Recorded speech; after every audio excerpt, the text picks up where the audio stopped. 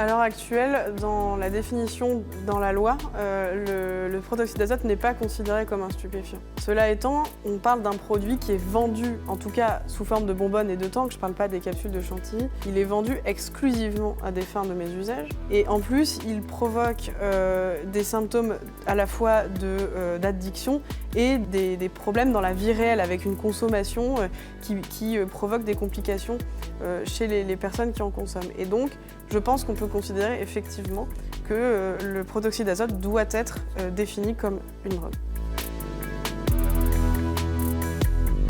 Il y en a plusieurs. Vous avez les complications aiguës et des complications plus chroniques. En aigu, vous allez avoir des gens qui se brûlent parce qu'en fait, le gaz sous pression, quand on le dépressurise, est froid, donc il peut y avoir des brûlures au froid. Vous avez aussi des problématiques d'hypoxie, puisqu'en fait, on respire ce gaz dans un ballon, donc on respire sans respirer d'oxygène. On remplace l'oxygène par le proto et donc ça donne des malaises, des pertes de conscience, des choses comme ça.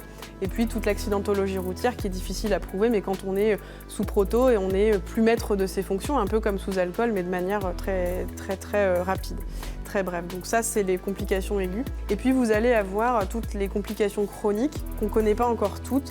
Il y a tout ce qui est neurologique qui est bien connu maintenant avec des atteintes de la moelle épinière qui donnent des troubles de la marche, des troubles de la sensibilité, des troubles sphinctériens, donc des gens qui sont incontinents. Vous allez avoir des atteintes cérébrales avec des troubles psychiatriques, des gens qui deviennent agités ou qui ont des authentiques syndromes anxio-dépressifs. Puis des atteintes de type cognitif, on va avoir du mal à se concentrer, on va avoir du mal à retenir les informations. Et puis ce qu'on connaît aussi, c'est des atteintes au niveau vasculaire avec des thromboses, donc des caillots de sang, qui se font dans les artères, dans les veines, d'un peu n'importe où dans le corps. Donc on peut faire des thromboses au niveau des jambes, on peut faire des thromboses au niveau des veines cérébrales, ou même un infarctus, une embolie pulmonaire.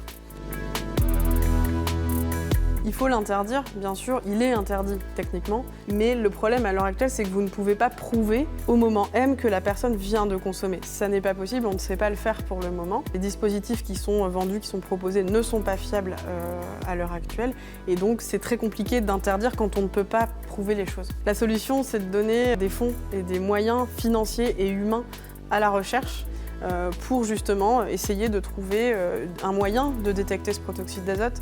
C'est aussi, il n'y a pas que la recherche, il y a aussi la prévention. C'est aussi donner des moyens à des associations comme Protocide ou comme d'autres, en tout cas à des gens qui font de la prévention auprès des jeunes, parce que les gens qui sont touchés par ça, qui finissent tétraplégiques, c'est des gens qui ont 18 ans à peine.